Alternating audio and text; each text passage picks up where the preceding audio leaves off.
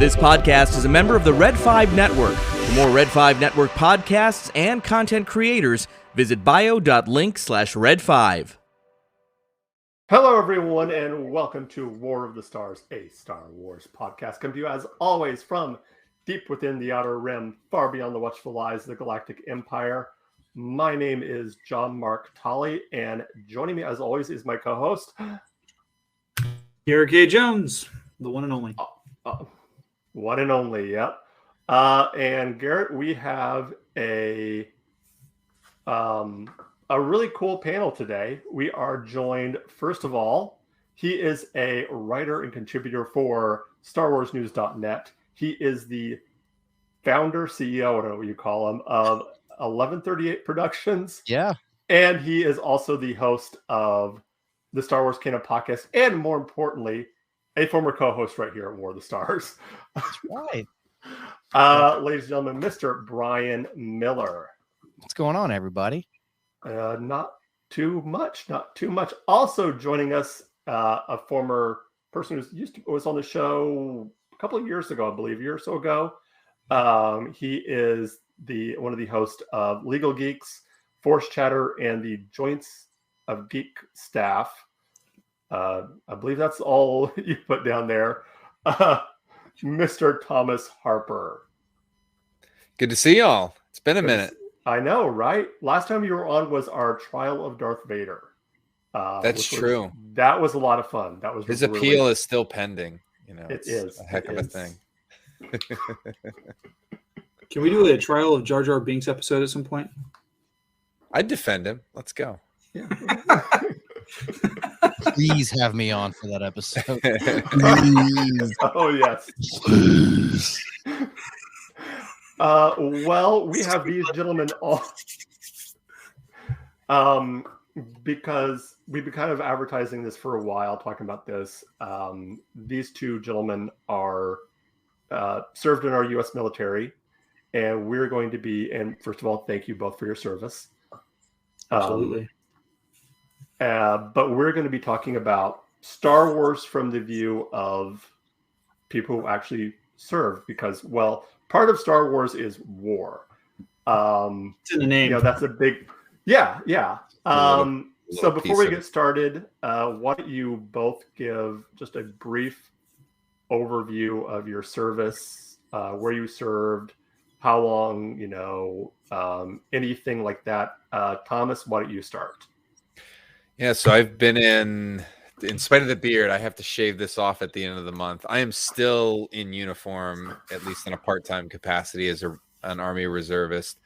I originally enlisted out of high school and did a joint program, did Army ROTC while I was in college, and also serving on the reserve side.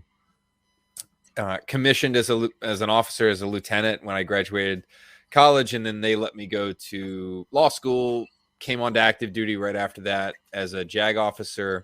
And so I've been a JAG officer for 12 years now. So JAG is just military parlance for military attorney. So I've, in that capacity, deployed to Afghanistan, where I advised on combat operations for conventional and special forces during Operation Enduring Freedom.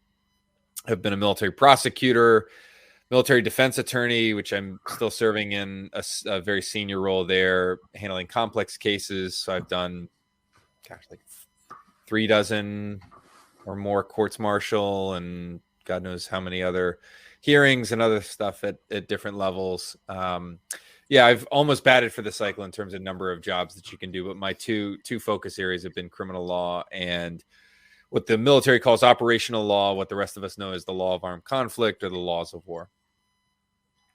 All right. Brian, what about yourself? I don't sound like nothing compared to all that. I joined the U.S. Army in 2010 as a 19 kilo, which is, for those of you that don't know, that's Abrams tank crewman. I deployed to Iraq in 2011, and since they weren't really using Abrams tanks in Iraq at the time, we were more of an infantry kind of mobile unit. We were in MRAPs more than anything. And so I was stationed at Ka Badr right outside of Nasiriyah, Iraq. right on Route Tampa. I know that doesn't mean anything to anybody if you weren't in the military, but main route going through Iraq. And we were stationed right there, did a lot of patrols outside the wire, especially in Nazari itself. Yeah, that's basically it for me. All right, cool. First of all, let's just get into of all. Now, when I look at Star Wars and like what really shows, military or anything, I always think, to me, Clone Wars is the closest. I mean, what are there any particular episodes in the Clone Wars that you look at and you're like, yep, that's exactly what it was like. Like whether it be the combat or just the camaraderie of the clones, is there any particular episode of the Clone Wars that, as you guys look at and you look and think, yeah, that's really close to what it was actually like serving and being on the front lines and being in a combat zone?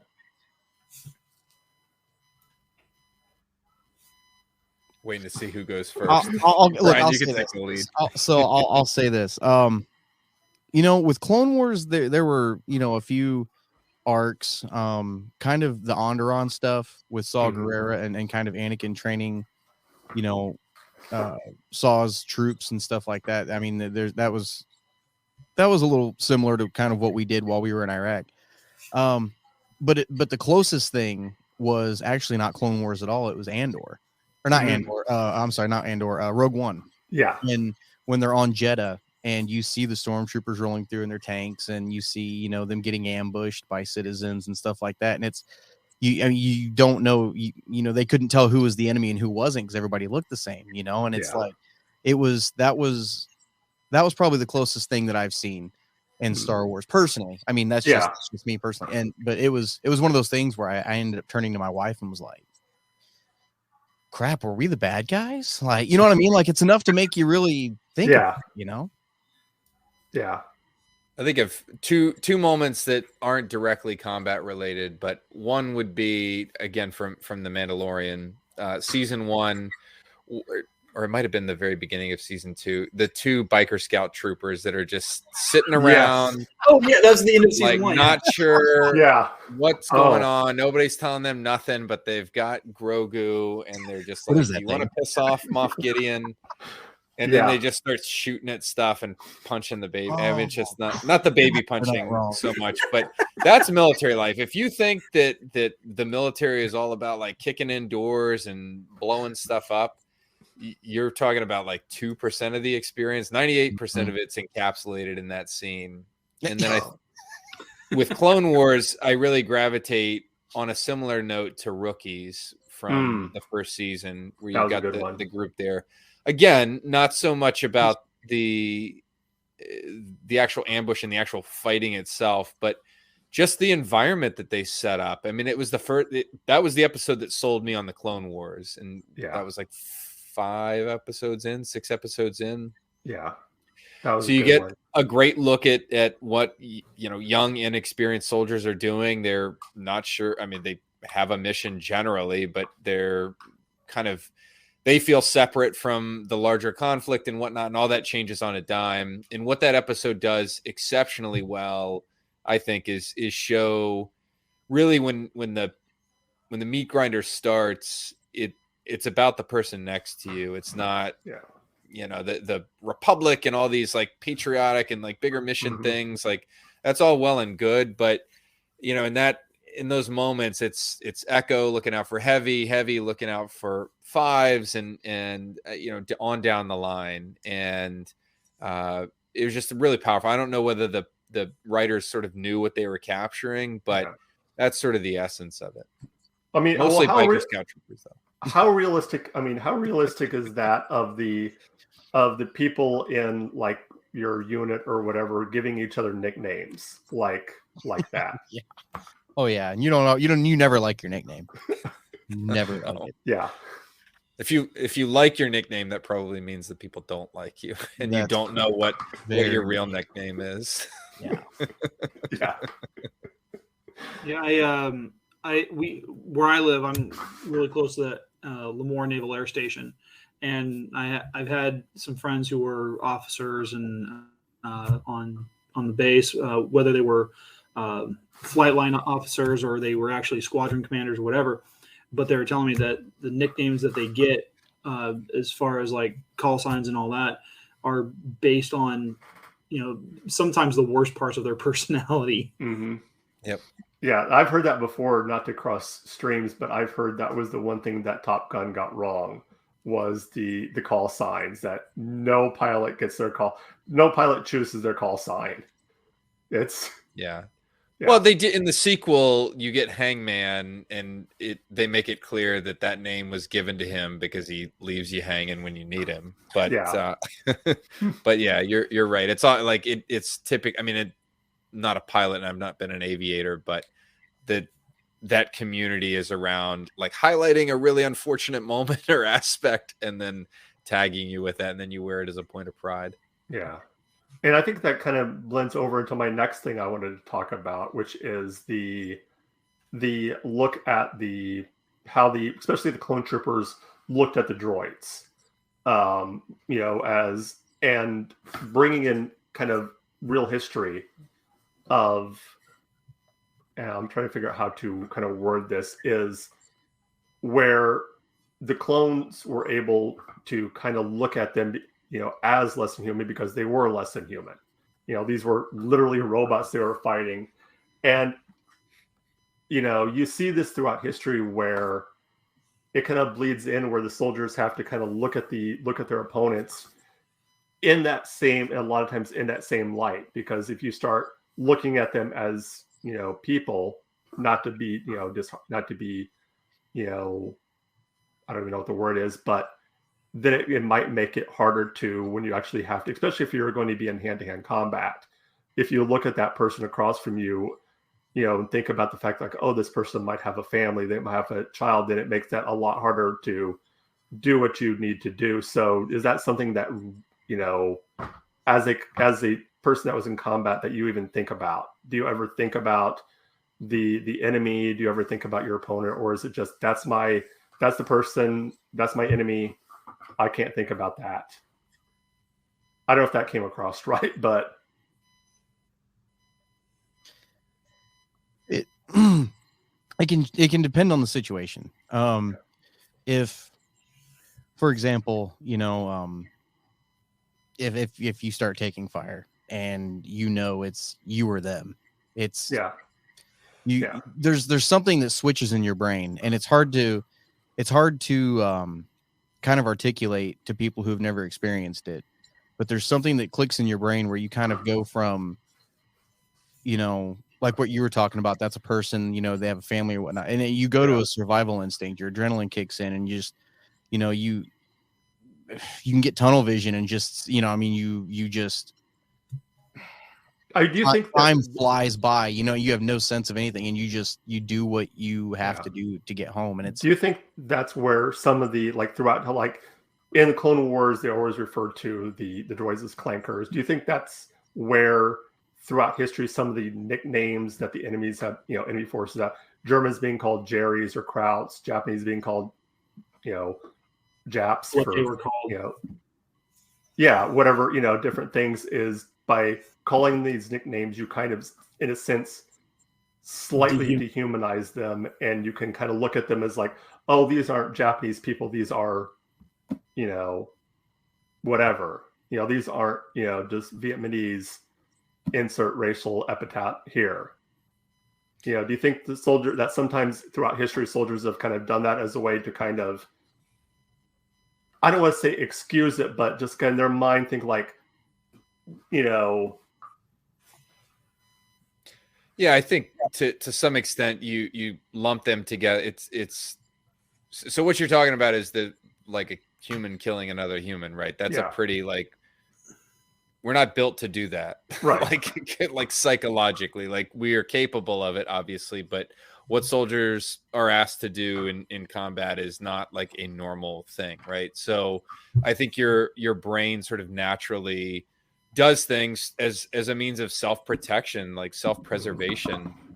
And one of those is to sort of lump your opponent into this amorphous group as opposed to, that's John over there that I'm shooting. Yeah. Who's, father of two or whatever. No, that's Jerry, right? That's just another German soldier from the war machine, right? So I think there's a component of self-preservation, but also there's, and I can't speak to other conflicts, but there's a certain amount of angst and frustration. You're in situations where, especially against a determined and capable enemy, you're taking losses. And so there's a certain amount of anger, I think, that gets built up against those that are the folks that are doing that. And so I think throughout history, you do see some of that reflected in, those nicknames or, how some of that comes about. But it's weird in the Clone Wars to try to make that analogy, because they're just, I think there's more of the latter with the battle droids and the Separatist army and the clones than there is the former. I don't think the clones are engineered to have any problem with killing. I think that Kaminoans really carefully selected that genetic code for that aspect. Yeah. However, the business of destroying droids, I think, is a little bit different. And so I think there's that angst, hey, this is the Force, this is the enemy that's A, threatening the Republic that I was bred to defend, and B, killing my brothers. And so we want to destroy them. Yeah. Well, I think even from a storytelling perspective, you're seeing a group of soldiers who they're not fighting against they're fighting against an enemy, which is that Separatist army in the Clone Wars. But from a person-to-person standpoint, they're looking at it as, I'm taking out automaton weapons of destruction, rather than taking out another soldier. Yeah. Completely different mindset. I agree. Well, to kind of lighten the mood a little bit, does a simple question: were the Jedi good officers? I think to an extent, but they weren't. We were just talking about how the clones were bred for battle and bred for what they were doing. The Jedi were kind of thrust into that situation. They were peacekeepers. They were negotiators. They were, diplomats. They weren't soldiers, and several of them have said that throughout, we're not soldiers, and so, and I think it's also different because, as far as I know, in today's military, you're not going to see generals grabbing a sidearm and leading troops into combat. I don't know. Talk to the Russian army about that.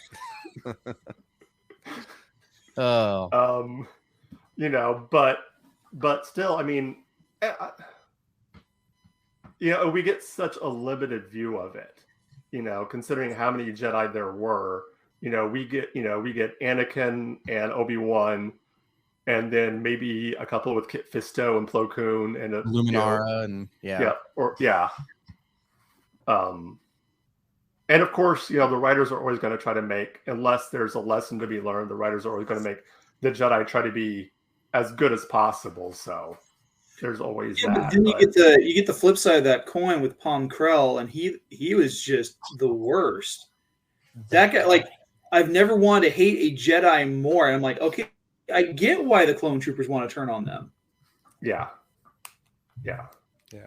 Well, I put it in two buckets, and I, obviously from my enlisted perspective is kind of limited and dated since that was a while ago. But when I stack up fellow officers and rate them in terms of are you good or not, do I think you're a good leader?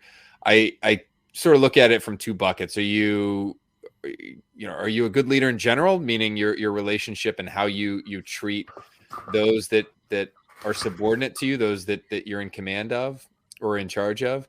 And are you tactically proficient at what you do? Are you a good leader in the sense of your actual technical job, whatever it is you're doing? You could be good at both. You could be good at one or the other, or good at neither. I would say Pom Krell obviously is a good example on the far end of the spectrum. Not great with the subordinates there. Treated the clones like scum, just cannon fodder. Maybe you can make an argument about his tactical proficiency. I mean, it's all jaded by what he was doing in service to Dooku, but it sounded like leading up until the battle there, he had a reputation as a reasonably effective general. It just, albeit one whose units suffered a lot of casualties.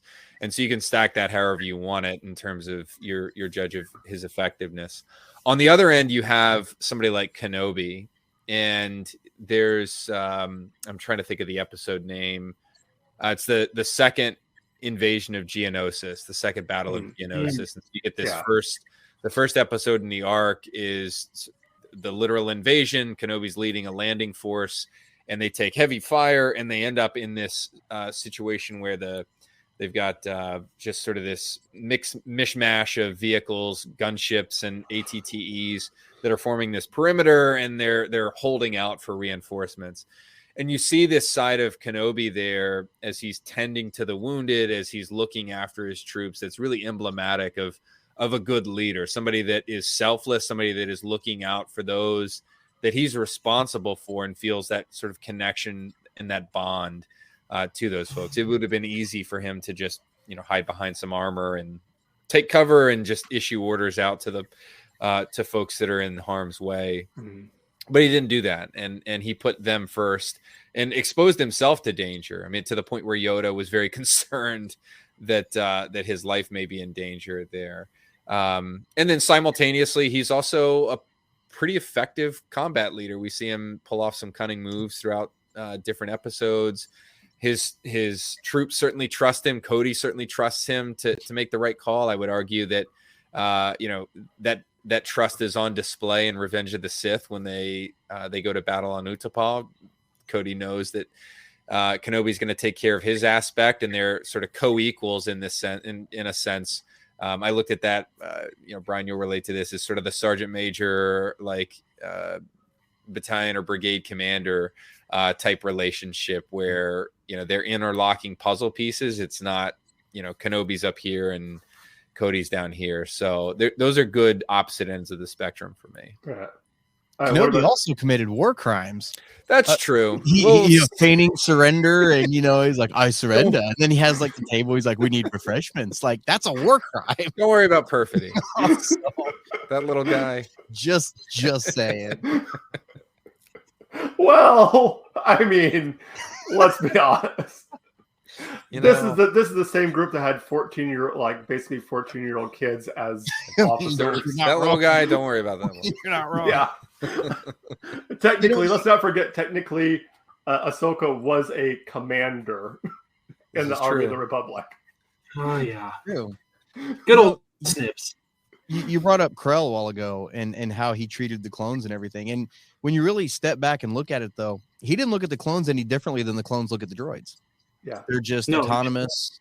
They're manufactured. That's what they're for. And so I think he looked at the clones very much the same way as the clones looked at the droids. And he probably looked at it as well, so what if we lose 100 of them? We can grow 100 more. We got just what you're built for. Yeah. I just want to throw that in there. I thought that was that's a great point. Garrett, you feel free to jump in. I'm just listening. This is great. I think this is a good conversation. I'm just what I think is kind of neat is the different perspectives we've got here from combat to the legal side of things. And I'm surprised it's not the lawyer who brought up the war crime aspect of what Kenobi did.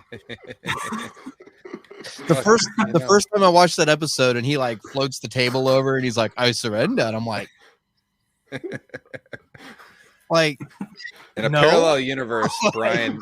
In a parallel universe, Brian, you're a good prosecutor. In a galaxy far, far away. Well, since it just ended, since Bad Batch just ended, one of the big story arcs there was kind of the idea of the end of the clones and the clones getting phased out, and especially, I mean, how hard is that to transfer from military life to civilian life? And what, I mean, I'm sure it's harder if you've been in for a long time, but as far as like what they might be going through, and where they've literally spent I mean, these are people, obviously it's like kind of different with you. You were a civilian, then you went to the military, and you became a civilian again. But these are people who were literally bred for one thing. And then they're being told, sorry, you got to go back to not doing that one thing that you were trained to do. I mean, can you give any kind of insight on what that would be like, and maybe what, from a story perspective, what those clones might be going through and trying to figure out? Brian, you want to take the lead? Sure, I can do that. So I was only in for 3 years. I did a tour in Iraq, and it was for the most part pretty uneventful, but the parts of it that were eventful were things that even 11 years later I still think about, and I was 20, I think I was 21 or 22.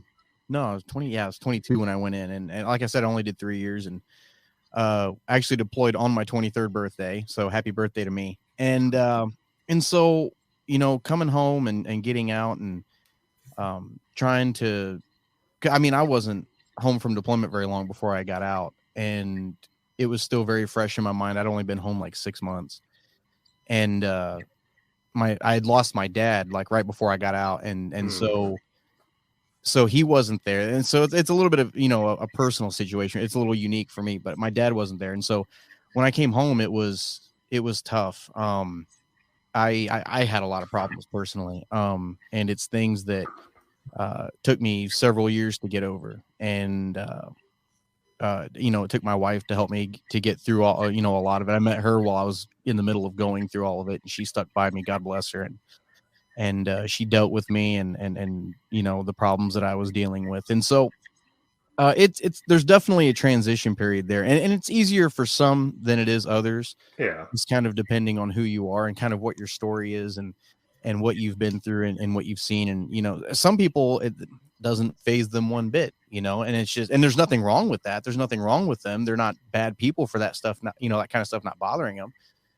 But there, and then there's other people that, it doesn't matter how much training you have when you're going into a situation like that. It's way different when you actually have lead flying towards you, rather than, Molly gear. And so it's, I think it just depends on the person and kind of their experiences, how they were kind of brought up even before they went in. 'Cause that plays a huge part in it too, on how you transition when you get out. And, I don't know. Like I said, I think it's just different for each person. Yeah. Yeah, I think especially with this season, the Bad Batch, it was completely different because you had these clones that had fought this war, fought for 4 or 5 years, however long the Clone Wars were, and had bled for the Republic and then later the Empire, and just want to continue serving. And here they are being replaced. They're being cast out, thrown away like garbage to be replaced. So that had to be something. I mean, I don't think that's anything that, I don't any soldier, soldier, Marine, airman, I don't know if there's anything that would be like that in our military or any type of military, where it's that kind of thing where you're just, you're tossed out like garbage and you're just replaced by something else. Well, we didn't exactly see it that way, but I mean, think about the veterans who served in Vietnam. They came back to civilian life and they were treated like garbage by younger generations who were completely anti-war, right? And buying into that rhetoric. And regardless of which side you were on that debate, I mean, it's clear to see that our soldiers, our men and women who served during that time period, were severely just severely treated horribly by both the populace as well as our government. But go ahead. Yeah, no, go for it. No, the scene that there was one of the most poignant scenes in all of Star Wars, animated or otherwise, in this most recent season. It was the scene in the 79's clone bar on Coruscant where Senator Chuchi goes in and she's talking to the clones and, you know, trying to sort of talk some reason and, you know, explain what she's doing. And they're like completely lost. And there's a comment by one of them, like, what do you expect us to do? Like, what do you see for us in the future? And what stood out to me and what was really poignant to me is that you're almost looking off a cliff and you can't, everything else is foggy where you're going, because the military, if there's one constant for all the branches, it's an institution. You get institutionalized the longer you stay in it. It is a weird, bizarro world where you're told where to be, what to wear, when to be there, when you can leave, and where you're going to go next. You have very little control on the big things in life. And that includes deploying, going to dangerous places and doing dangerous things. And outside of that, the system that you live in, whether it's healthcare or where you're eating, in large part, that's all provided by the military. So it's in a lot of ways this big cocoon that exists around you when you're there. And, you know, I can say that even though I knew that I was continuing my service in the reserves, I sat through my transition period and the classes that they make you go through, and I was like, this isn't going to be any problem. But then what I didn't realize was I was about to move to an area with no active duty military base, no military community there, just very, very different than all the places I had lived for 7+ years on active duty, without the sort of baked in community that you always have, people that have served like you or have been around people that are serving and sort of get it from that aspect. And it was a weird transition. I didn't move to the boondocks. I came to Eastern Pennsylvania, like north of Philly. And, you know, you'd walk around and like nobody, it's a metro area, but like nobody has a concept of these things. And so you start to feel like a bit unmoored. And, you know, I was very fortunate. I like had a job. I had my reserve gig, but I felt sort of like my rudder had gotten removed for a while. And so that scene really stuck with me, because all they know is the armor, right? Yeah. Set aside whatever they've been through in combat, and I think you can draw some direct comparisons really powerfully to a lot of Iraq and Afghanistan veterans who served during, you know, particularly the 2004 to 2012 timeframe, where it's a very high operational tempo. Units are going on a year on, year off, and maybe a little bit more if you got stop lost and you were there for a 15-month tour, maybe a little bit less in terms of your dwell time back home. And then you're right back out the door again to deploy again, or you know, look at some of the special forces community who are deploying with almost even more frequency than that, albeit a little bit different periods. That's the clones, right? They're constantly cycling in and out. They're not on like a year tour where like, okay, we're going to send you to the Outer Rim and then you're going to get to go on Coruscant for a year. They're in this constant state of action. And then all of a sudden the rug is pulled out from under them. And so it's that same sort of cliff that they're facing. And it's juxtaposed against that sort of great episode toward the end of this second season where Crosshair goes out to this like dinky outpost that's guarding what turns out to be stormtrooper armor. So like nothing, not like some classified equipment for the Death Star, just some stupid armor, right? Yeah. It's like the stuff that I was entrusted to guard when I was 18. Oh, I think what we talked about this in our kind of review of that episode was the fact that you knew like the armor that those clones had been wearing was breaking down. It was old. It was ineffectual.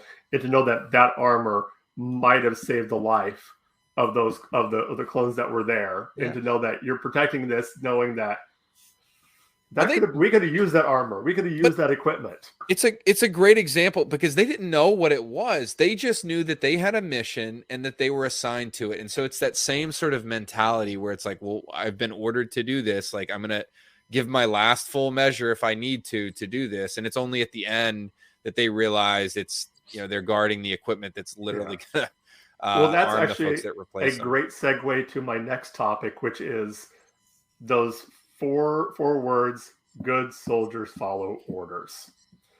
As a lawyer, I'm sure this is one that you kind of, Thomas, that you can kind of look at and think like, not always. Good soldiers follow legal orders. Yeah. Well said. Yeah. But I mean, that seems to be, especially in season one of Bad Batch, that is like the thing that comes over all the time. And even Cody says it in this season: good soldiers follow orders. Thomas, I'll let you take this as far as that whole Order 66 and the legality of that. Yeah, the legality of it. Yeah, right. The subtext is good soldiers follow any order that's given to you. So this unquestioning loyalty, that's exactly the reason Tarkin and the Empire start to, and really the Palpatine start to doubt their effectiveness as a combat unit, is that they are starting to question the reasonableness, the legality, whatever you want to call it, of the orders. They want the crosshairs, at least, the crosshair pre-end of season 2, where it's like, hey, this is given to me by a superior. It is my duty not to question. What's the quote from Saving Private Ryan? It's not ours to question why, it's ours to do or die, or do and die. And that's the mentality, right? So if it's issued to you, you follow it. That's what you're bred for. That's what your genetic code was altered to do. You're made to be subservient. And the Kaminoans prided themselves on those alterations. But unfortunately, that bumps up against the rule of law and a number of other concepts. And you see it peek its head out at different iterations during the Clone Wars. There's the great sort of end of the Umbara arc, where Pong Krell orders the Dogma and the group to execute the hard case and the others who have sort of done their own thing and mutinied. And there's this great argument about whether what they're doing is right. It has nothing to do with anything external, like, fighting with the Umbarans or a possible war crime. It's literally an internal order to do something that is just straight up not lawful. And that's regarded as mutiny in some cases. Kind of remind Brian, or let the JAG officer have the legal side of it. That's fine. I don't have a problem with that. I just point and shoot.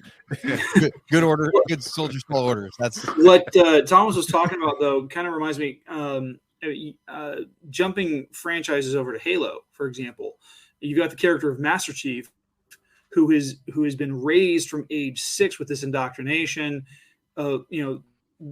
And even though it's not said, that mantra of good soldiers follow orders is just kind of imbued into his character, and he does everything, even if it puts his life at risk, in these really exaggerated, massively, cinematic ways. But one of the things that stands out to me is there's a scene in the 4th Halo game where he is given an order from an admiral to hand over Cortana's AI chip, and he refuses. Like, this admiral is like getting in his face, like thinking he could take down a Spartan, and John 117 is just like, no, sir. no. And so he runs the risk of court martial. Yeah. Of course, he does that again in Halo 5, where he just runs amok and goes AWOL. But yeah. Well, I mean, and I nothing like this I don't think has ever happened in real life. But with Order 66, that wasn't just an order from a general or a Republic commander or anything like that. There was literally an order from the Supreme Chancellor. Emperor. At that point. Yeah. Well, at that point, he hadn't named himself Emperor yet. True. He was still technically the Supreme Chancellor.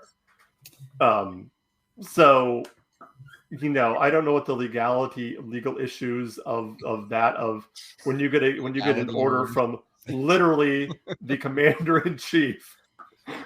Like, you can't go any higher. You got to keep in mind to too. be told you're doing this because, you know, these generals, these Jedi are now have committed treason. Well, you got to keep that, in mind too. That was kind of the legal issue they gave with it, was like, we have to do this because the Jedi have committed treason. They tried to assassinate the Chancellor. They committed an act of treason. They're so powerful we can't leave them alive, so we have to just wipe them all out. Well, don't forget about the inhibitor chips too, because they basically, I mean, every clone was basically a sleeper agent, and so it was, you know, kind of a brainwashing thing. And the fact that Jedi knew about it, they knew about the chips. Let it never be said that the Jedi weren't fully prepared for this. Yeah, they had it coming. they had it coming. Very naive.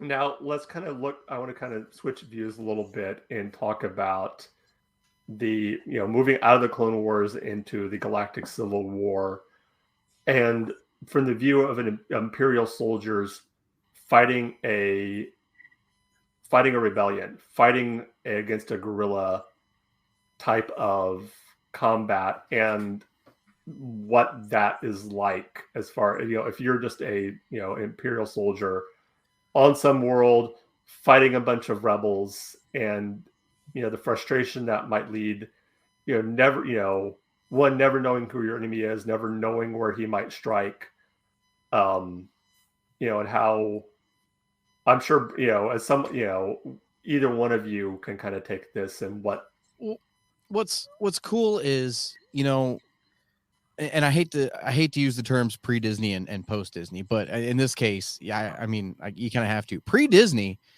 Star Wars was very black and white.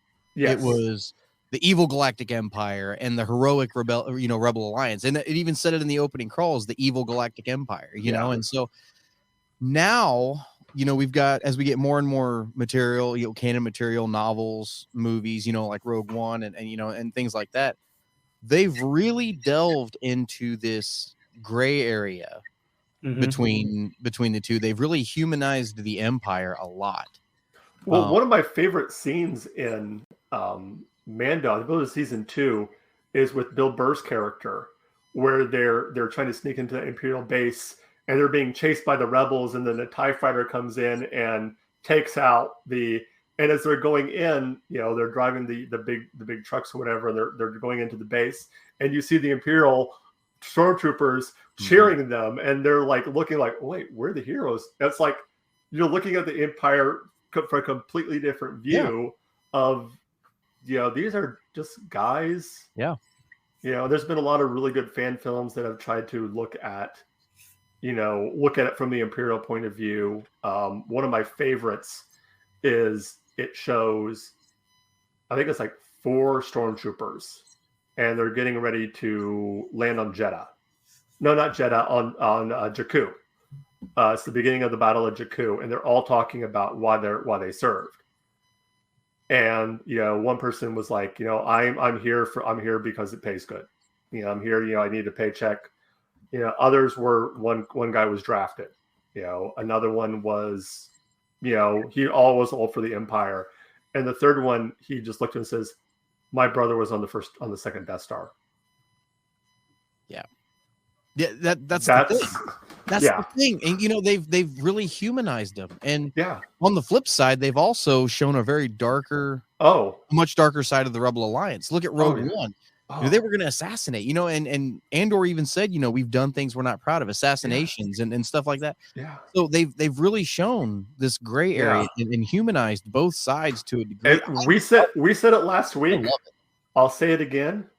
I'll say it till I'm blue in the face. Saw Gerrera is a dick. Yes. No, I agree. I agree. And Saw's a good example of where I think the newest canon has shined brightest, because he provides this nice juxtaposition against somebody like a Mon Mothma that's really trying to hold up the pure ideals of the Republic and sort of restore freedom in the purest sense. Saw is consumed anger and vengeance, and is willing to completely take off the gloves to achieve what he needs. And there's a phenomenal scene in Rebels in which the rebellion has just missed an opportunity to sort of hit this convoy out in space that, argue they don't know it, but it's carrying parts for the Death Star.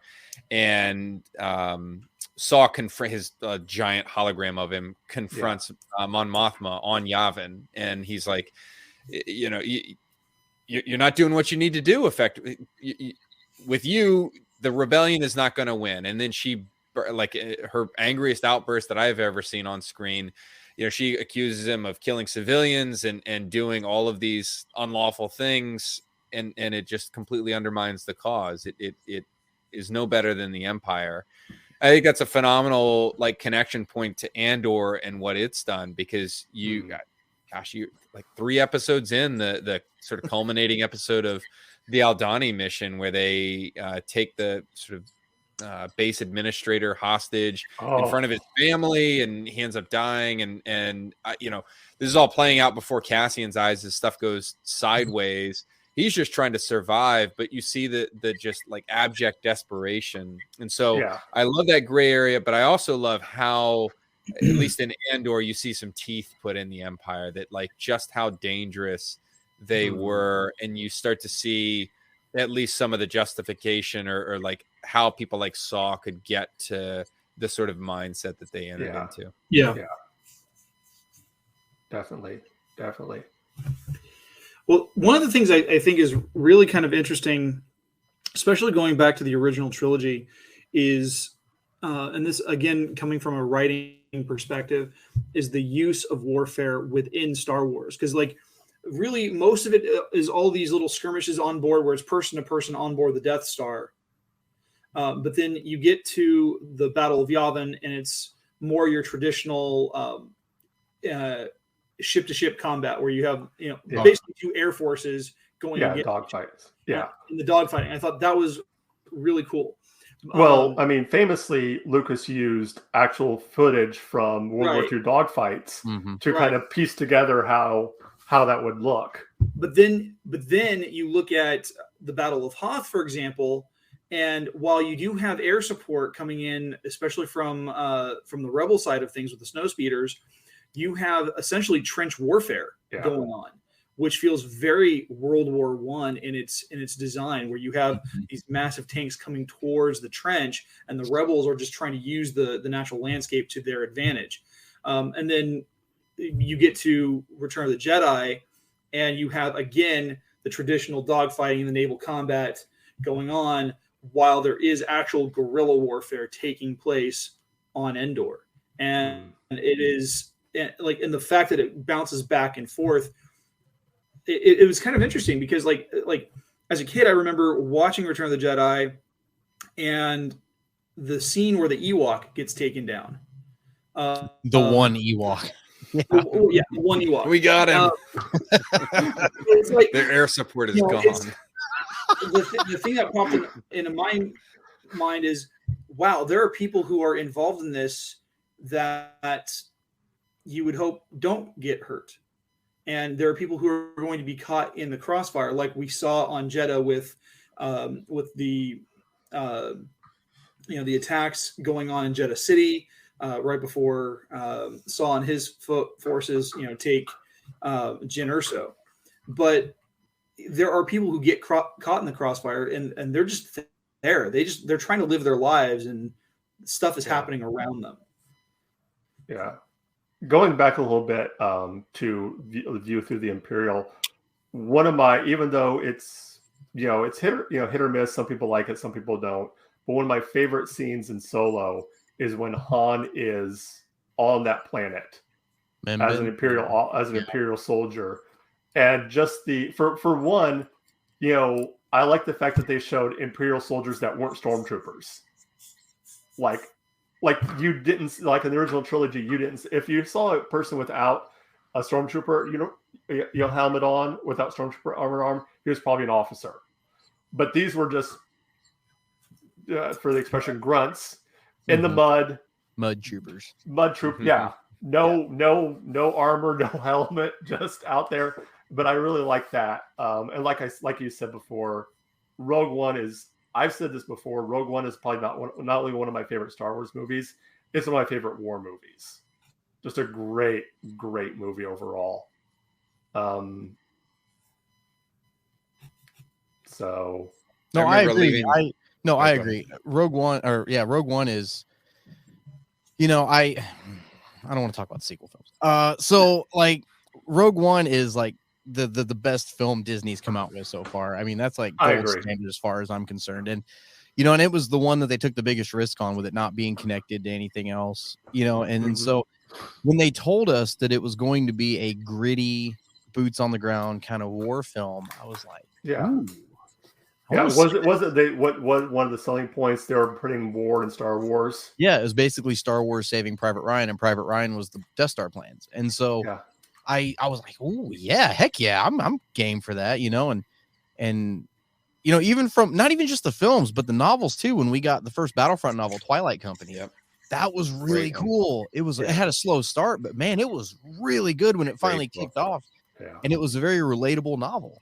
It was from that soldier's point of view. And so it was something I really thought was, it was great. And I'm so glad that they were, at least for a little while focused on that aspect of Star Wars. They're kind of getting back to the whole Force and Jedi thing now, apparently. But, it's and like with this upcoming Dave Filoni movie, this Mando crossover thing, I think we're going to see a lot more of that. That's going to be all on. I hope so. I'm still disappointed that it looks like we're not getting Rogue Squadron.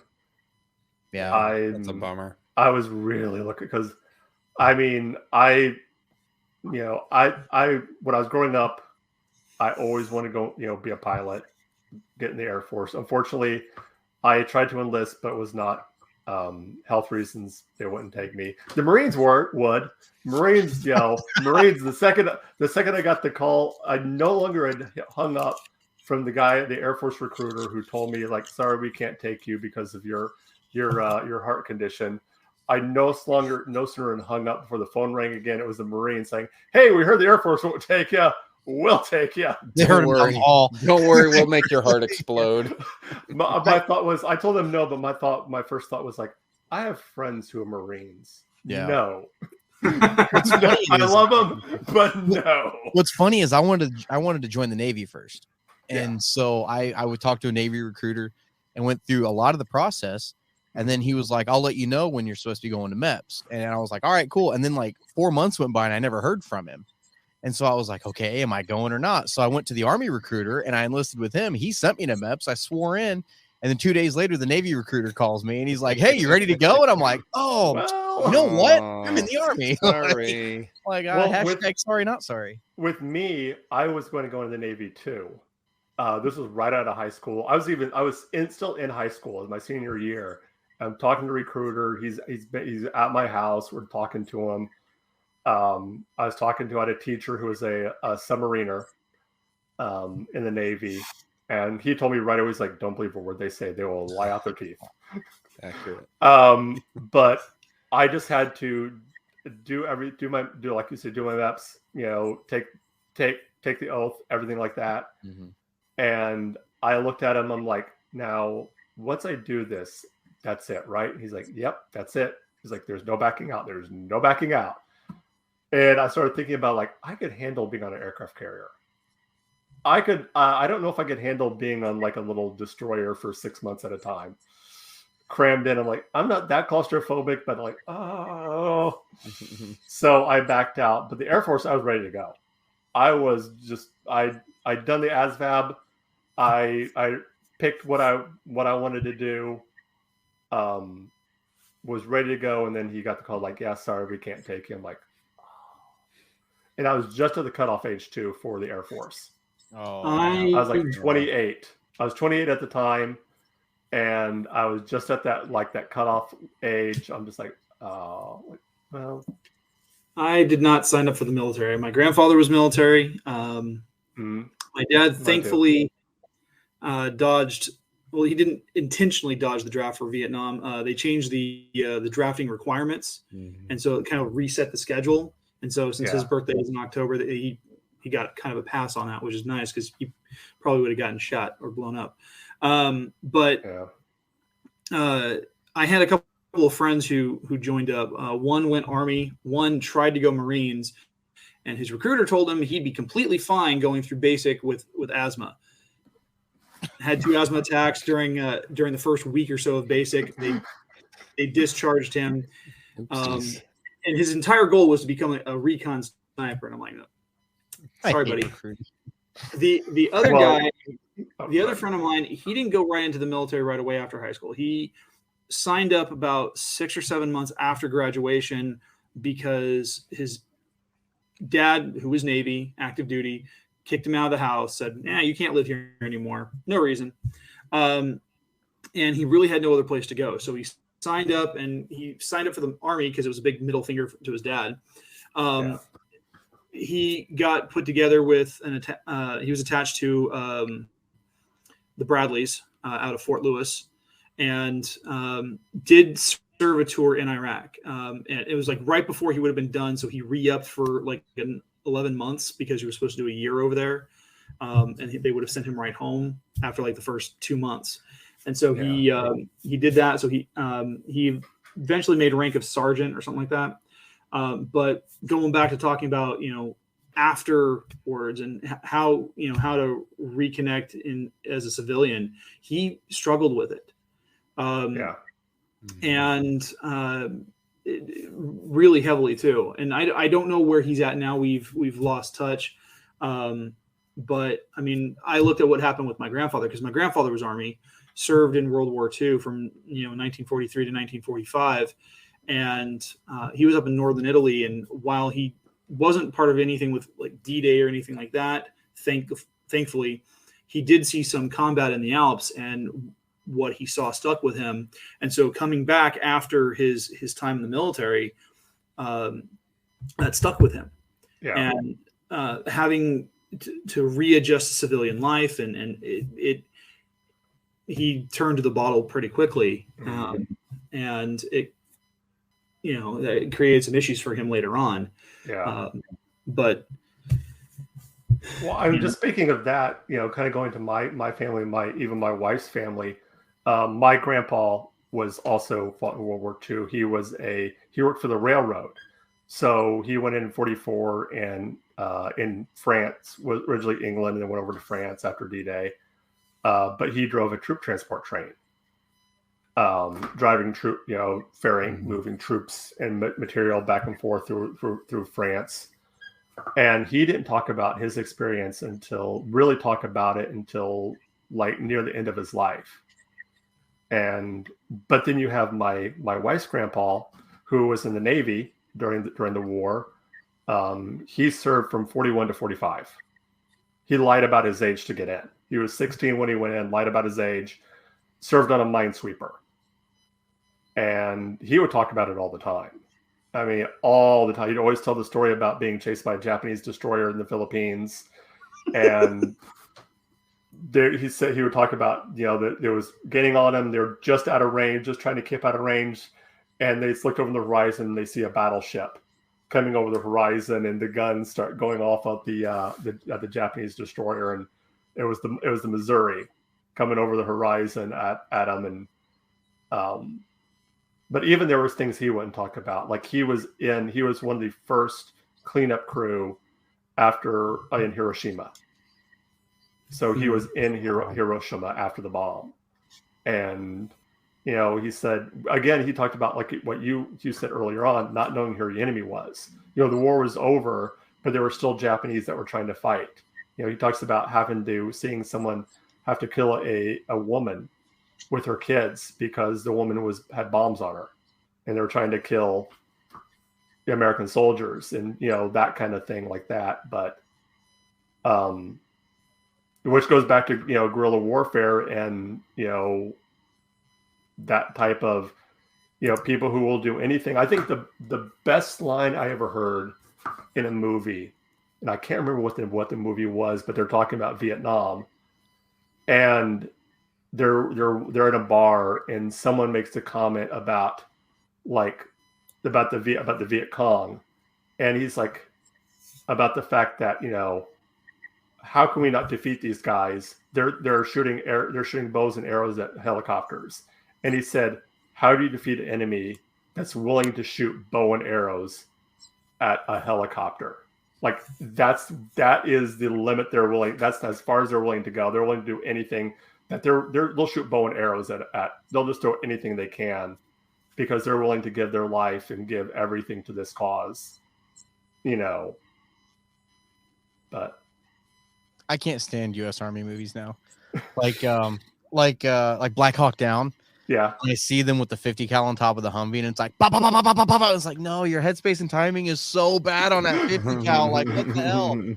It's like, it just drives me absolutely crazy now. And like, my wife, she hates it when we watch war movies together. I'm sure. It's not real.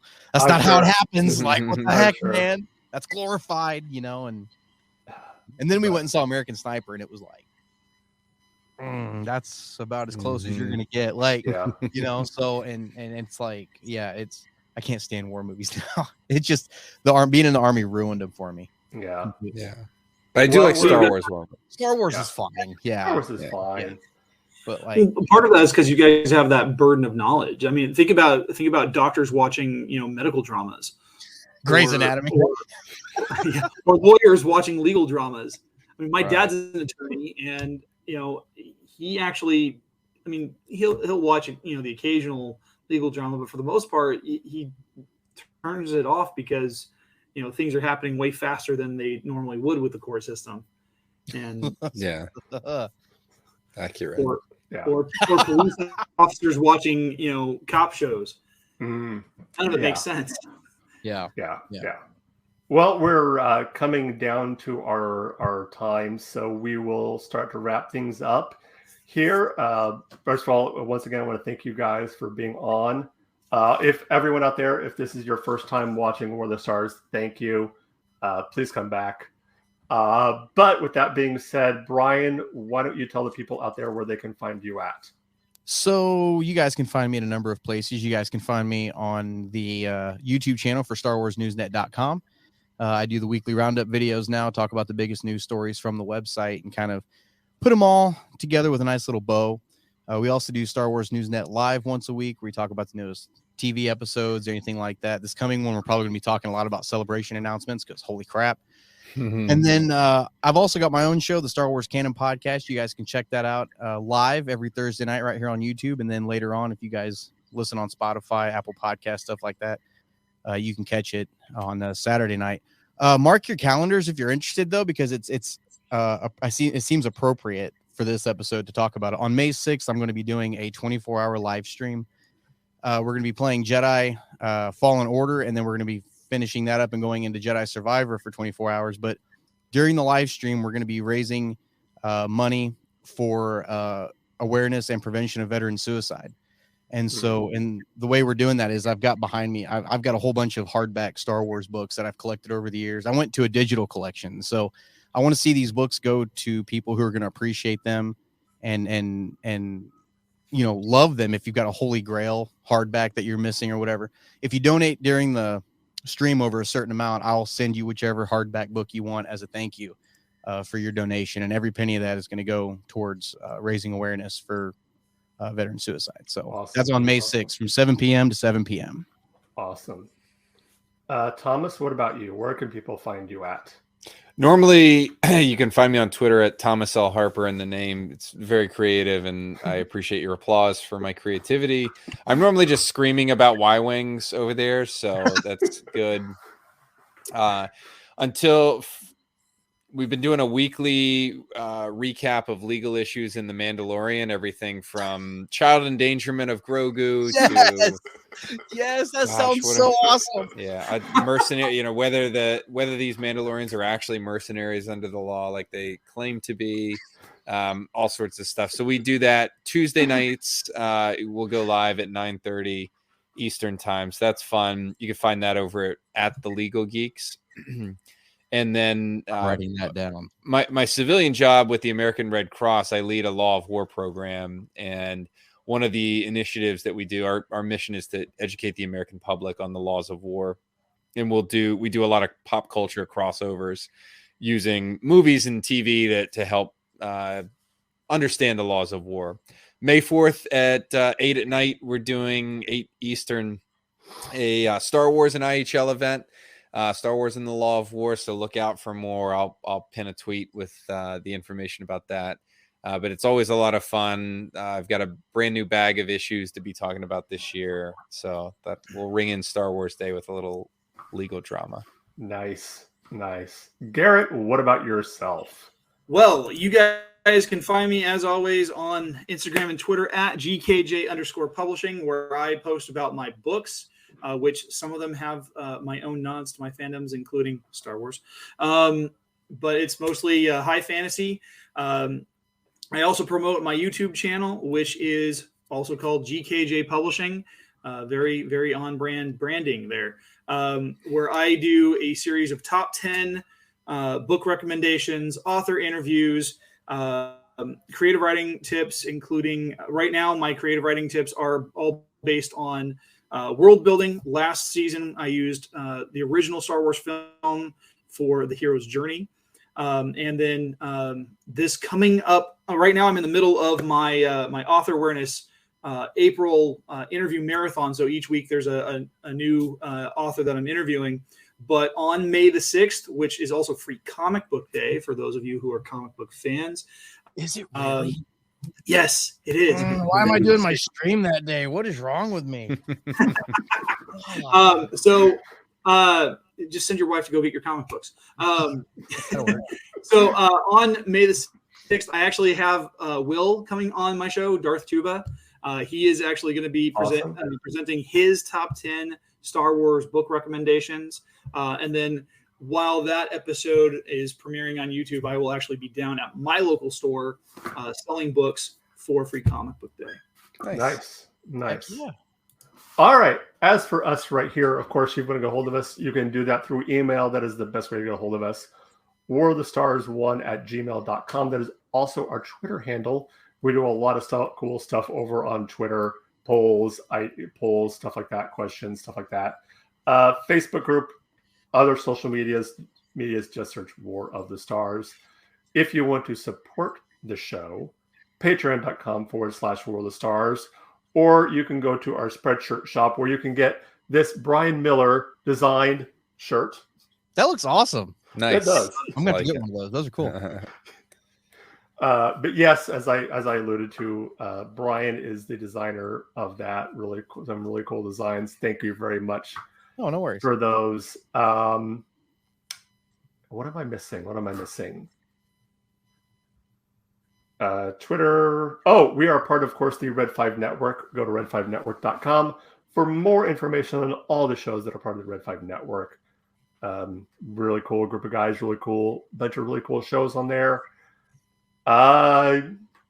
Check out, we haven't put a new episode out, but check out Star Wars Through the Eyes of a Child, my YouTube show where myself and my 8-year-old daughter are watching the Clone Wars in chronological order. Not chronological order, chronological order. Very nice. And talking about it. It's been a lot of fun. She just on a side, when we first started watching, because we'd already watched some of Bad Batch, a couple episodes of Bad Batch, and we got to the episode Rookies, and the first thing she heard 99, and she's like, oh, like Clone Force 99. I'm like, yep, yeah, and she recognized Yeah. Echo. She heard Nice. Echo, and her favorite character right now. Don't say Echo. She's going to break her heart. No, yeah, no, it is Rex. Good. Oh, You have a smart daughter. yeah. That's a solid character choice. You're raising her right. Good job. Exactly. Technically, her favorite is Vader. Okay. I'll allow You're that. still raising her right. Right. She went to Halloween as Lady Vader. Yeah, murdering children is fun. Yeah. But she also I'm likes probably going to go to Ahsoka. jail for saying that now. I'm probably on a list somewhere. Yeah. She also likes Ahsoka, and fun fact, she shares the same birthday as Mark Hamill. Very cool. I tried to throw some tweets out to Mark about, hey, my daughter. That'd be cool. That would be so Yeah, cool. He liked a video of her we put of her once of her Nice. watching Star Wars. Yeah, that was pretty cool. I cannot get my son to get interested in Star Wars. His favorite Star Wars character is Godzilla. So maybe perfect. showing him the Zillo Beast episode of Clone Wars. Oh, there you go. There you go. There you go. Yeah. But, Little kaiju love. There's I gotta something be for really everybody, careful man. because he still blurs the lines between fiction and reality. And but I tried turning on an episode of Bad Batch a few weeks ago, and he's like, "Oh, not this again." Oh, Oh, sounds like it's time for a grounding. He's got his things that he likes. Yeah. did you get the right Fair baby from the hospital when he was born? Yeah, right. Okay. Yes, yes, I did. Yeah. All right. Well, with that being said, I want to thank you guys for being on the show. It's been a lot of fun. You guys are welcome back anytime to talk about anything Star Wars. You guys got open invitations, as always, both you guys. But with that being said, remember, this is not just my Star Wars. This is not just your Star Wars. This is our Star Wars. Until next time, may the Force be with you. This is the way.